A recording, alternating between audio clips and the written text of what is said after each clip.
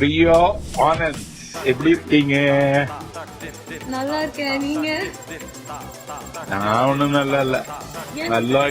நல்லா இருக்கிறேன்னு சொல்ற ஒரே ஆளு பிரியா ஆனந்த் மட்டும்தான்.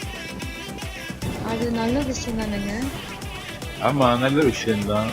நான் இன்னும் நல்லா இல்ல. ஏன் நல்லா இல்ல? கொரோனா கோவிட்-19 வைரஸால் என்னுடைய பயணம் முடக்கப்பட்டு விட்டது. 8 மாத காலமாக வீட்டில் நான் முடங்கி இருக்கிறேன். சார், நீங்க இப்படி தமிழ் பேசினாலே நம்ம நிறைய சொதுக்குனதா ஞாபகம் இருக்கு.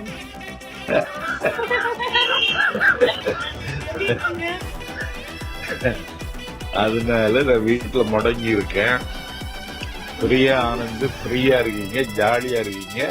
அது வேற, இந்த கொரோனா காலத்துல நல்லா இருக்கீங்கன்னு தமிழ்நாட்டுல சொல்ற ஒரே ஜீவன் எங்க பிரியா ஆனந்த் தான்.